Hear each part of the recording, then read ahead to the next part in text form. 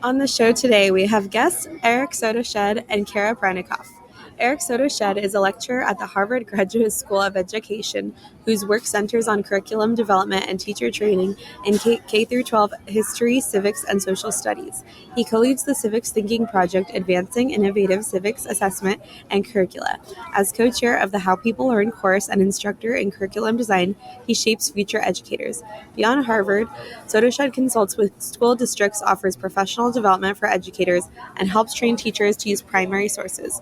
With 25 years in education, including as a New York City teacher, he advocates for equity, inquiry, and support for underserved communities. Kara Pranikoff spent more than 2 decades in New York City schools. She has worked as a classroom teacher, reading interventionist, instructional coach, curriculum designer, and as an adjunct instructor at Bank Street College of Education.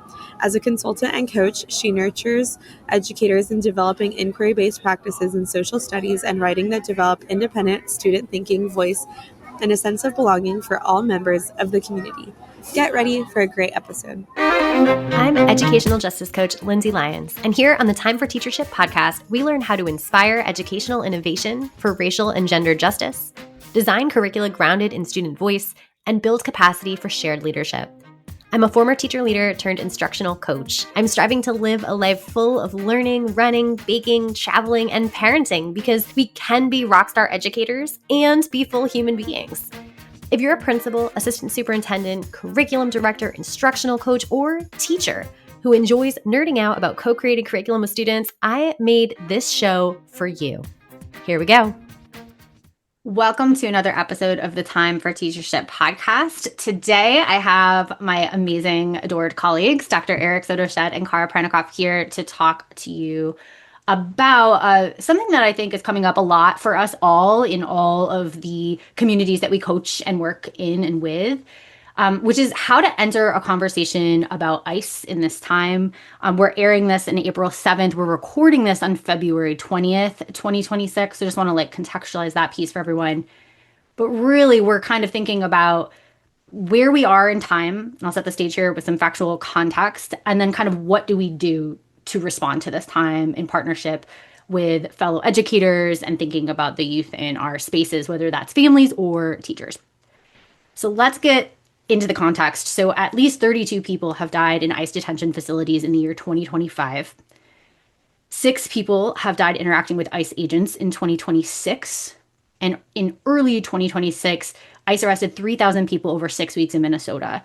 I think that's an important context to set first, because there's this been long history, right? And that's only looking at the last year or so. Then, amidst protests, Renee Good was shot and killed by an ICE agent. Later in January, Alex Preddy was shot and killed by federal immigration agents while filming those agents. And the Trump administration has called both victims domestic terrorists. Widespread protests have ensued, and widespread fear in immigrant communities has resulted in reduced school attendance in an education setting and closed many businesses. So much is happening. Emotions are high. And I think anyone working with youth is wondering, how do we help youth make sense of this if they're seeing this on the news? How do we process and talk about this? What do I say if it comes up? Do I bring it up? So many questions.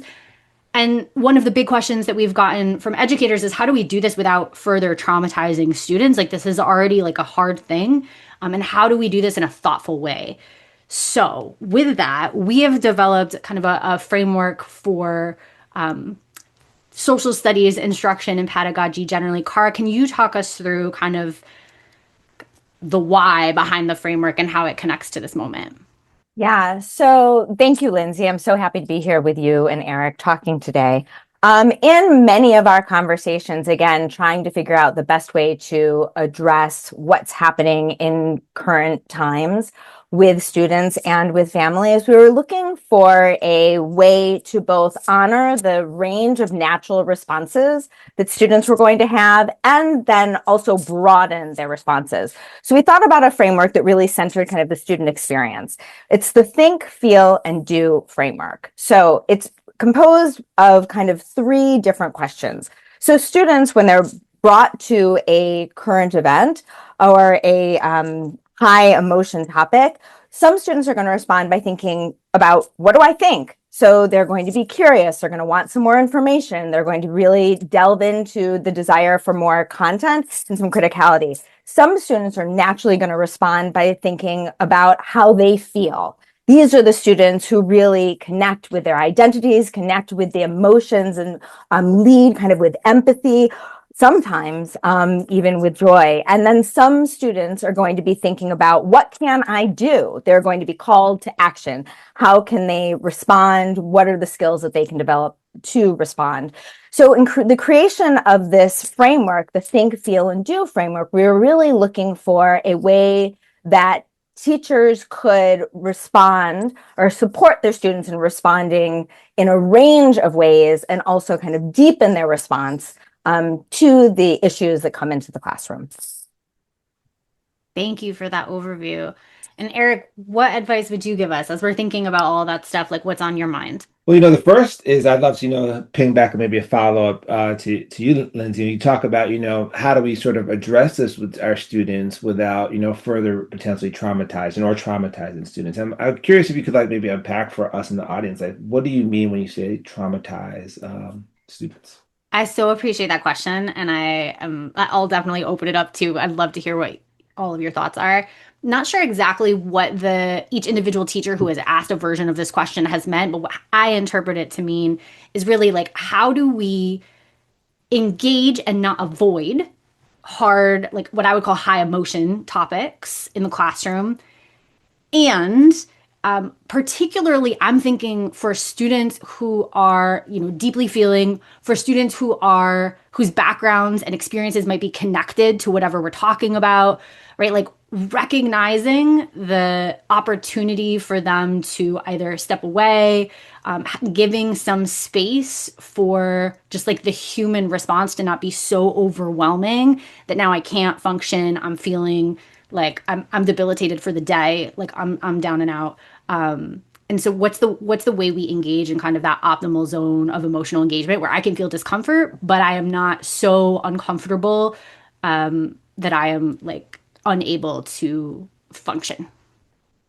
Appreciate that. That's really helpful. And I just think it's really important to sort of define the terms that we use, because when we look at history, we look at current events, there are things that are hard, that are tough, that evoke of strong emotional responses.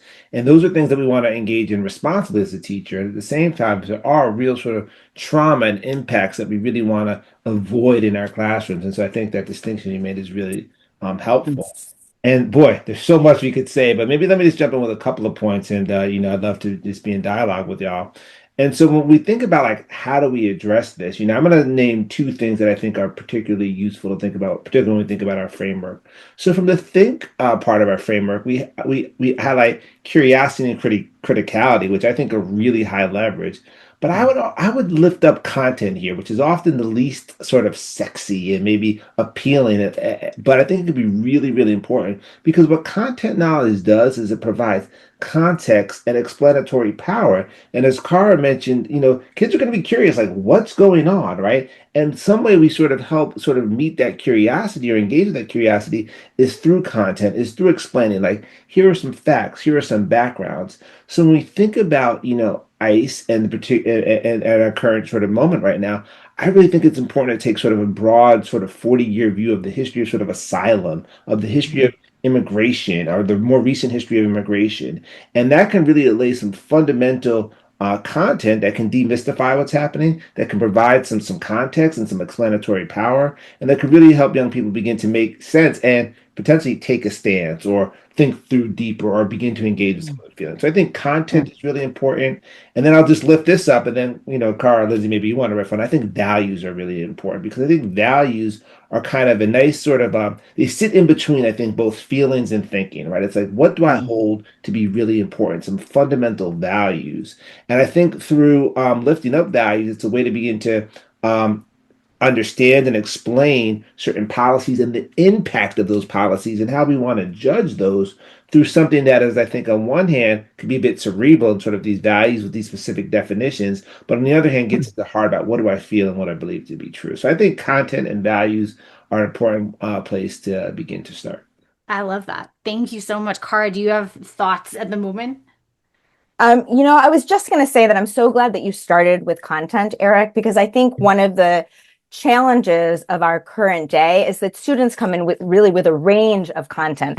Some come in with a lot of information, some come in with misinformation. There's a lot of conversation that happens with students that can be really activating outside of the classroom. So I think if we are really clear about developing leading with content, here are some facts, so that everybody can be on the same playing field, I think it can really kind of de-escalate and help students feel safe in order to be able to engage with the ideas that are coming up in the classroom. So I just want to amplify that. Absolutely. And I mean, I'm going to a couple thoughts. One, just as we're talking, I'm thinking about how my almost 4-year-old is like engaging with this like imagery that's happening on the front page of the paper, right, that comes to our house. And so how I've had to, explain that, and then thinking about like the traumatizing, like how big do you get when you're talking with little ones versus high school students, right? And so there's a range. What I love about our framework, though, is that it's agnostic to grade, right? It's agnostic to age. You can enter anywhere. So that content might look a little bit different for a 4-year-old, right, than like a 14-year-old. But that is just kind of like on my mind, and what a cool approach it is to kind of enter into any conversation with values, regardless of how old they are. And so I've been thinking about like, what's the values we use in our home with young people, right? And then what are the values that I've used in high school settings with older kids?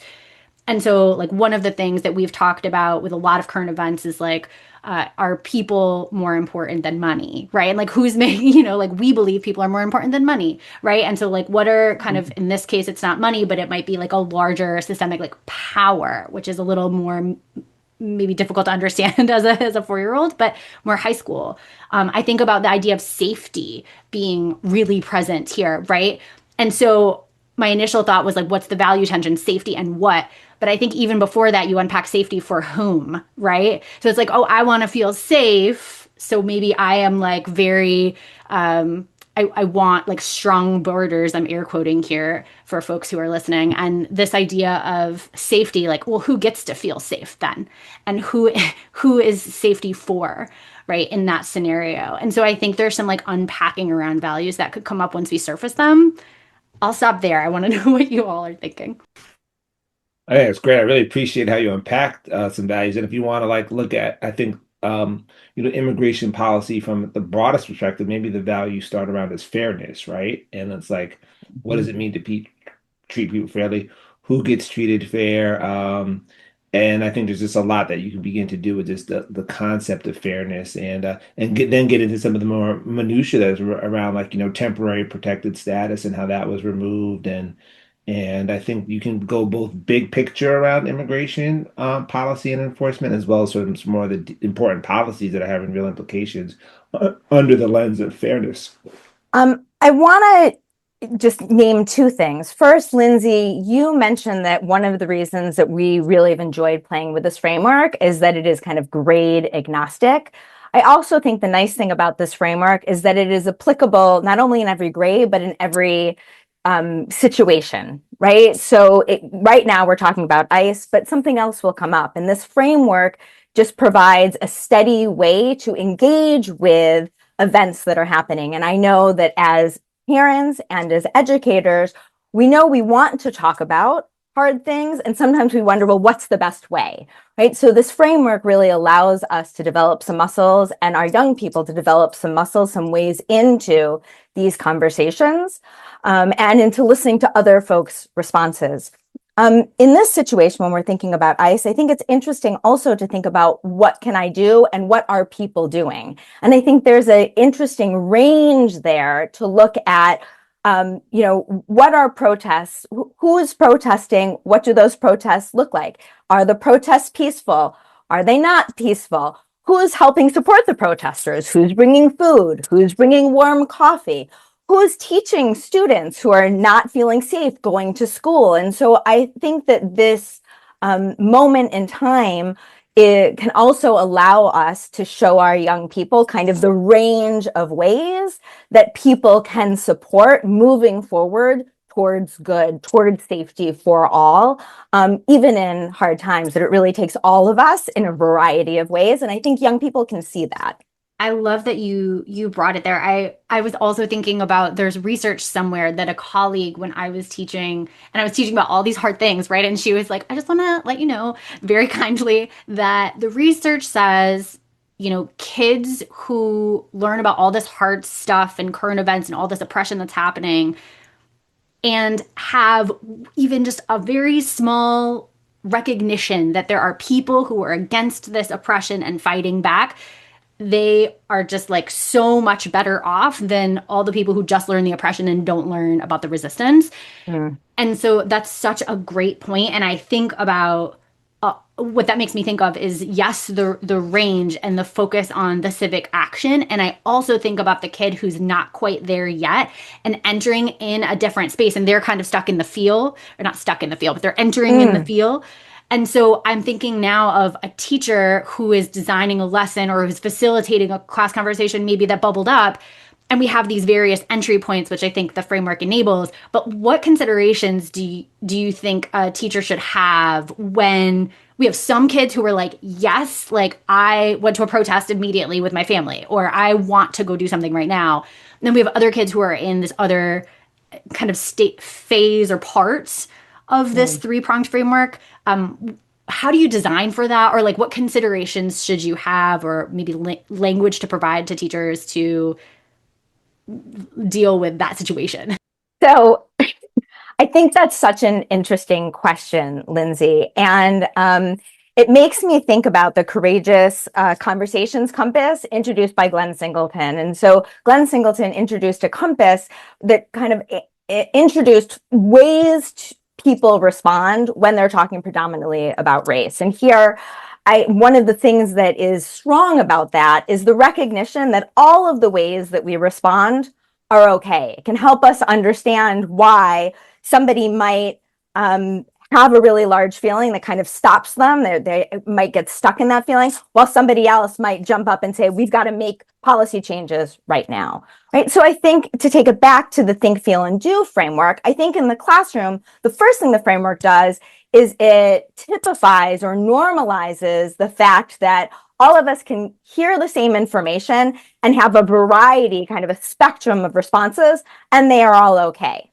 I also think the next step is, how can we learn from someone else's response? So if we were in a classroom and Lindsay, you jumped up and you were like, I got to go for a protest right now. And Eric kind of took a step back and said, wait, I need some more information. I might, as an educator in that space, say, okay, that's interesting. Eric, can you explain to Lindsay why you feel like you need some more information? Let's see, Lindsay, can you hear that? Lindsay, can you explain to Eric what is making you just want to get up and go protest? Eric, can you hear that? Because ultimately, we want our young folks to understand there's going to be a range of response. All the responses are okay. And we can really learn about other ways, like expand our responses by hearing other people's natural reactions. Is that clear? Yeah. If I could build off of that, I think Please. I just want to amplify and say that would be, I think, the most important takeaway, what Kara just said, that sort of getting the students in different places to actually engage with each other about those different places is a great way to connect learning. So I think that is just such a powerful takeaway. So that would be my headline. One or two other things that I would note along with that is also, when we think about our framework, we talk about what can I do, and then we really kind of highlight skills. And if we want to kind of anchor kind of what's happening in the field, but what many teachers are doing, we can think about the C3 framework and this idea of sort of wrapping up a learning or inquiry arc with making a claim and taking informed action based on what you've learned, right? And I think if I had students in different places, I might lean into those sort of two different sort of parts of that sort of end of the inquiry arc by the C3, which is to say, either you can sort of make a claim or begin to wrestle with a claim about take a stand on this issue, or you can actually act upon that and think about how do you want to get out there in the world and impact. I just think that offers two different options for students that are still sort of processing well, can we begin to take a stand and think about the other position, the other side, right? And make that claim, right? And if you're like, I'm really convicted, I've thought this through, and then how do you want to act? So that'd be my one small sort of thing I think you could do in addition. And I think what is deeply on all of our minds, but hasn't been said, and so I want to say it explicitly, right? To me, the biggest difference isn't the biggest difference that I would be thinking about all the possibilities of my students are who are my students that might be directly impacted by these policies, right? And then that's a big game changer. And that's, I think, first and foremost, where my attention is going to is like, how can we both learn about this event, but make students that have real material sort of threats to their existence feel that this is a place where they can process, think, and belong. And so I would lift that up. I mean, it's not lost on us, right, that we have students that are not going to school right now. And so for our students who are showing up, how can we really meet them where they're at? I think would just be the other thing that I'd be really considering. Yeah, it makes me think too of just like the importance of that foundational culture of discourse about anything hard or high emotion, right? Is like this idea of a baseline understanding, for example, of like all humans are worthy of dignity and existence and safety and whatever that is for your class, but like that has to be in place because we can't have people coming in being like, there are people or identities that people hold that have no space here, right? That's just like a no-go. And I think that's important to note because I think people are nervous sometimes in teacher positions or even leader positions that like we have to remain quote unquote neutral. And it's like, well, human dignity is not a thing to be neutral on, right? Like we can take the stance of like, we're not going there. That's not up for debate. And I just want to like name that for teachers who are nervous. Thanks, Lindsay. And just to like, jump back to our framework too, when we think about like those, students that might be directly impacted by these policies, I think, you might want to jump into the feel first, right? Really get a sense of like what's going on with their feelings.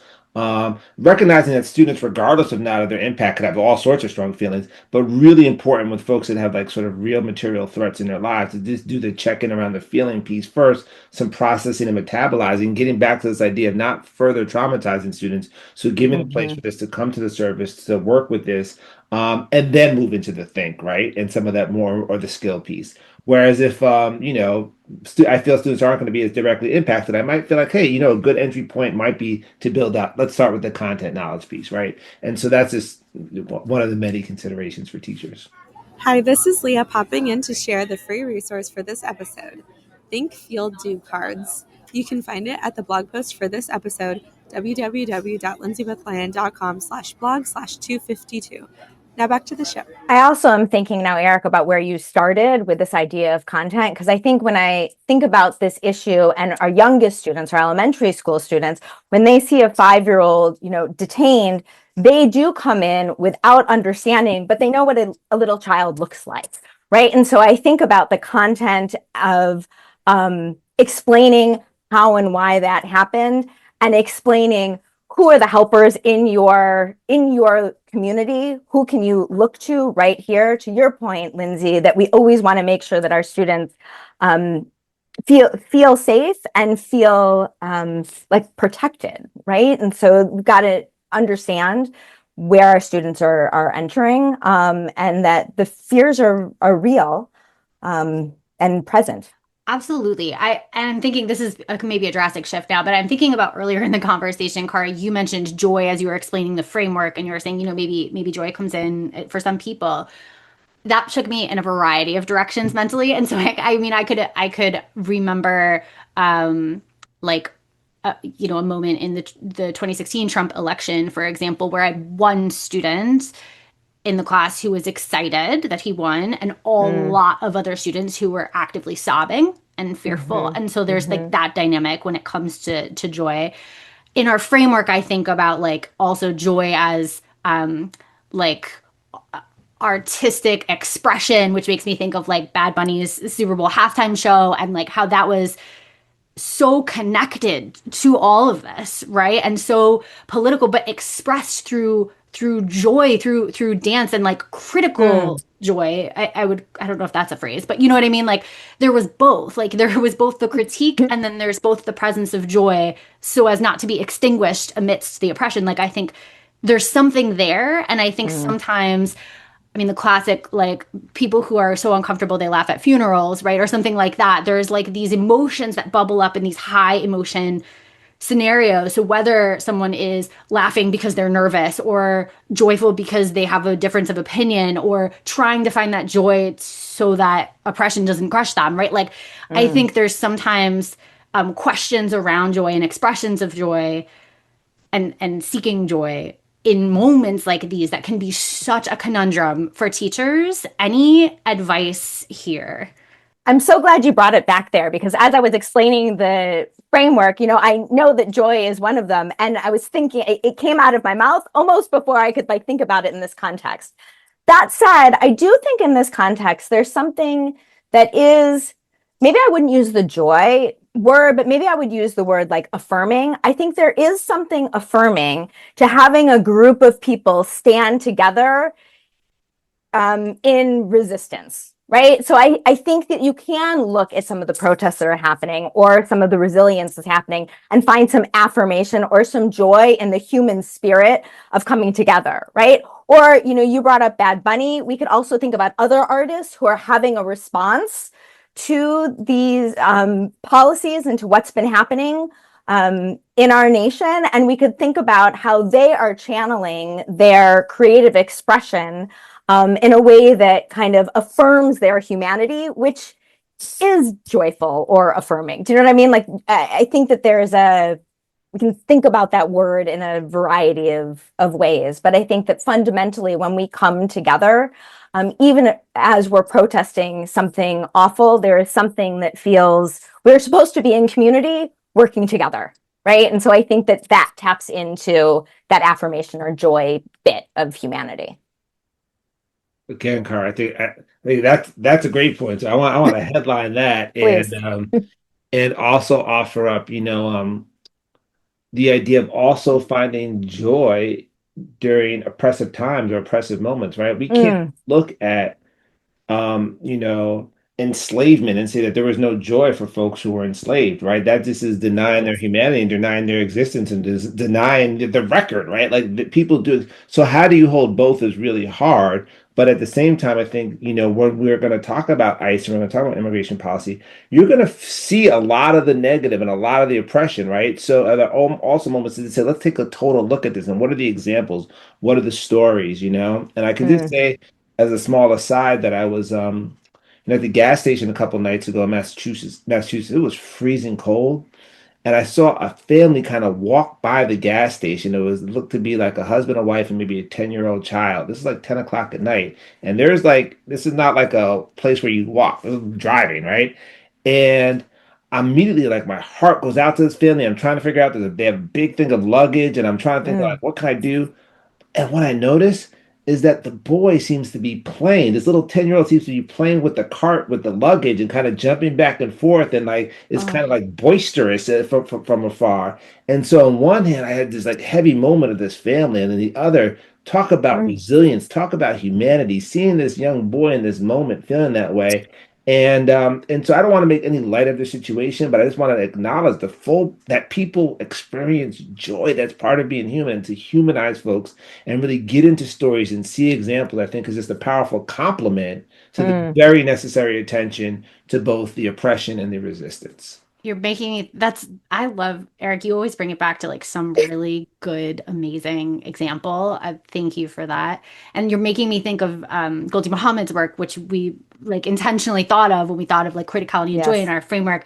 And I was just pulling up some language from her around joy. And she said, yes, studying what joy was for the ancestors.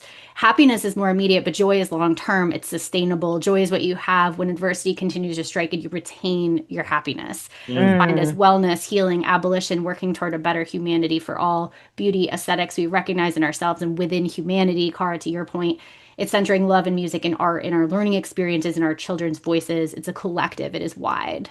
Goldie Muhammad, man. I'm just yeah. So I think, man, it's hard to come after Goldie Muhammad. Sorry, guys. Take a pause. Yeah, seriously. Deep breath. Scene two. So I think I am wondering now. We talk a lot about teachers because we're with teachers, right? A lot. But families, Eric, to your point about just even seeing the family, right, and knowing that families are grappling with this, with lots of heavy stuff. What can families do? Is it the same? Is there something different to consider for families who are supporting, young kids or older kids, children at any age, I suppose, to grapple with the news and what's been going on? That's great. I'm thinking of my little 2-year-old right now, so that's a bigger jump for me, but I'm also trying to think. That's a great question. I mean, I feel like definitely I don't see anything we haven't said that you really wouldn't want to apply as a family, thinking about like, do I really need to engage with some background and help my child understand a little bit more of the context? Do I really need to engage feelings and kind of surface for them what they might be feeling? So I do think much of what we said with the classroom applies, but Kara, I'm interested if you're also seeing some things around like family specific. Yeah, it's so interesting. So when I think about the family work, I think it's important for families to also understand that kids are going to respond in a range, and that if you've got more than one child inside your house, they might also respond differently, and that's okay. So we know that there are some kids that aren't ready to talk about what's on their heart and mind, and you kind of need to wait for it, and that's okay. It doesn't mean that they're not feeling it. You've got to cycle back and check in. I would say for families, you might want to bring up, here are some things that are happening in the community that we could do. Here's what I'm drawn to do.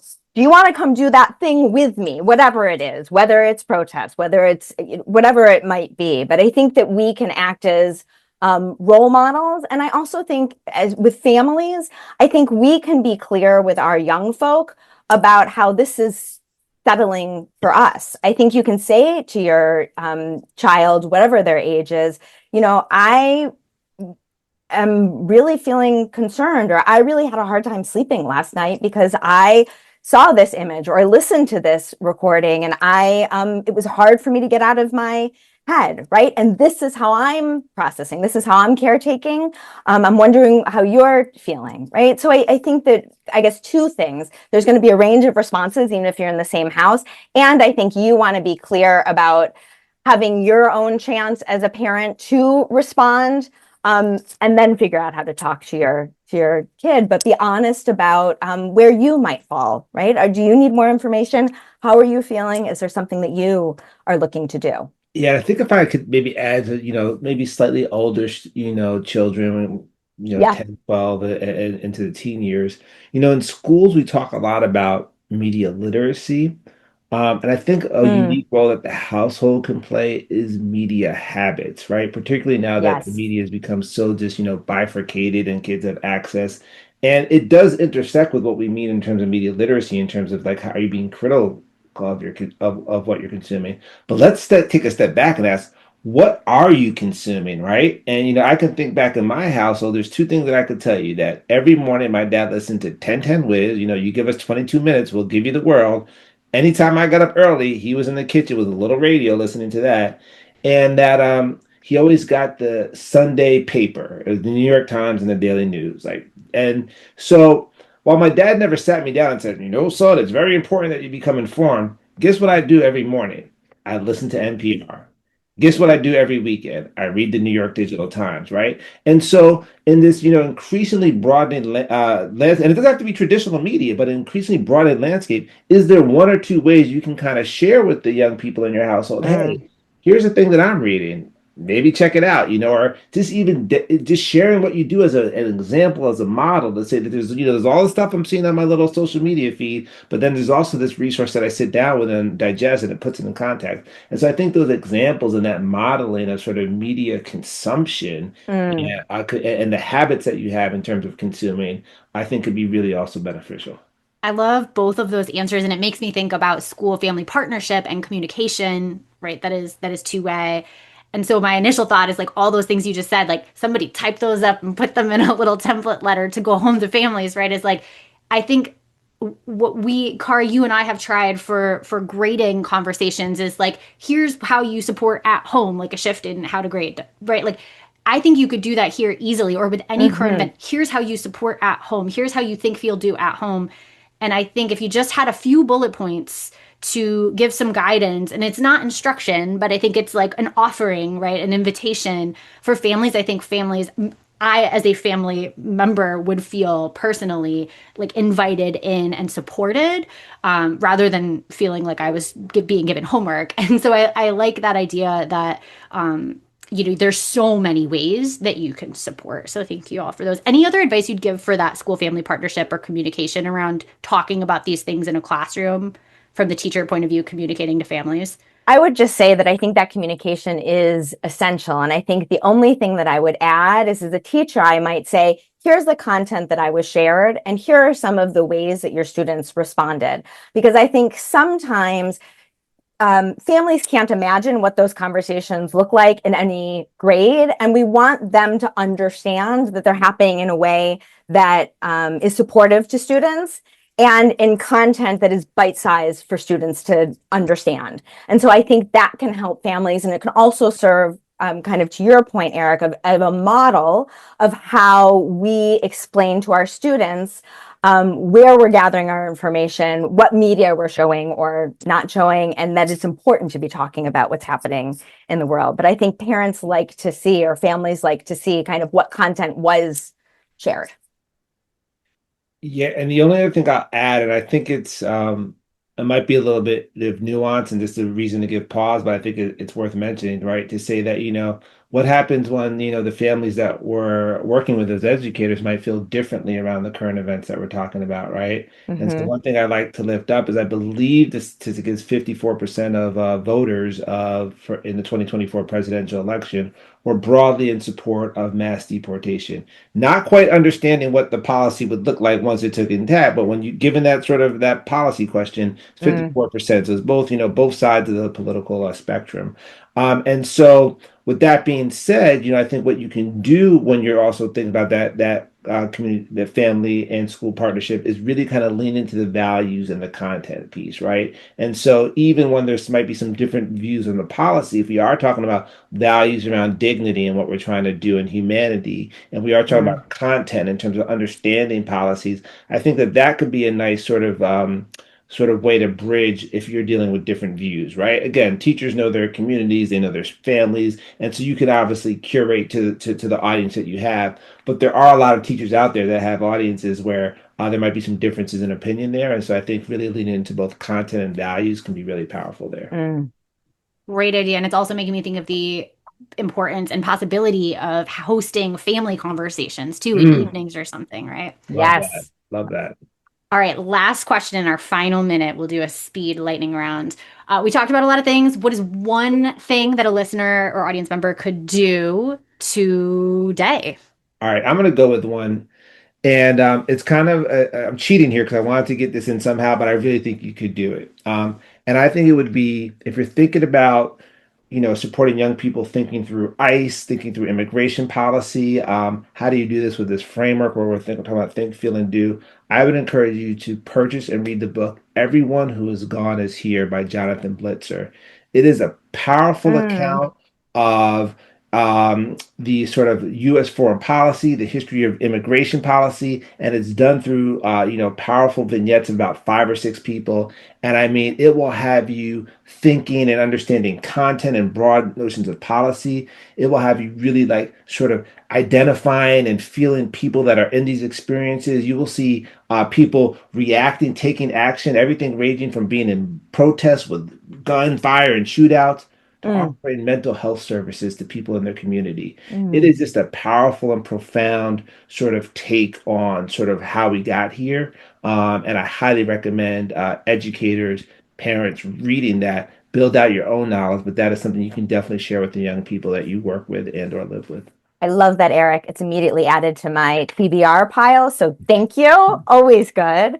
I'm going to go a different angle. I think as we are thinking about our framework of think, feel, do, and the current situation around ICE and immigration policy, I think I would encourage educators and family members to take a pause and think for themselves about what they think, how they feel, and what they can do, and try to tap into where their natural space is and think about, can they expand that, right? I'm like still back thinking about the resilience and the joy. And I'm wondering if we as adults are in a space, can we access that kind of humanity and that resilience, and how might that shift things for us? So I would encourage adults to think, feel, and do on their own and experience a framework that way.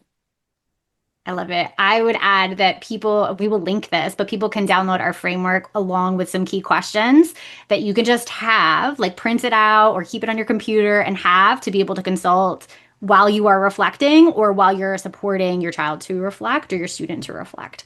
Okay, the very last question, where can people connect with you all online? Who wants to go first? Well, my day job is at the Graduate School of Education in Harvard, so you can find me there. The easiest way to find me is through my website, karapranikoff.com.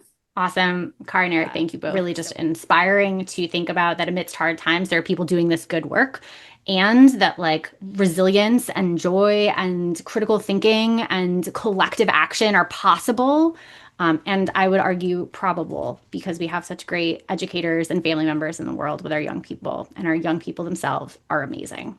So for all the resources on this, you all can go to lindsay-lyons.com/blog/252, where we'll have a detailed show notes section as well as that free resource. If you like this episode, I bet you'll be just as jazzed as I am about my coaching program for increasing student-led discussions in your school. Shane Safir and Jamila Dugan talk about a pedagogy of student voice in their book, Street Data. They say students should be talking for 75% of class time. Do students in your school talk for 75% of each class period? I would love for you to walk into any classroom in your community and see this in action. If you're smiling to yourself as you listen right now, grab 20 minutes on my calendar to brainstorm how I can help you make this big dream a reality. I'll help you build a comprehensive plan, from full-day trainings and discussion protocols like Circle and Socratic Seminar to follow-up classroom visits where I can plan, witness, and debrief discussion-based lessons with your teachers.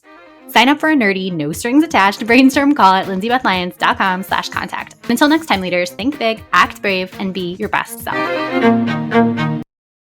This podcast is a proud member of the Teach Better Podcast Network. Better today, better tomorrow, and the podcast to get you there. Explore more podcasts at www.teachbetterpodcastnetwork.com. We'll see you on the next episode.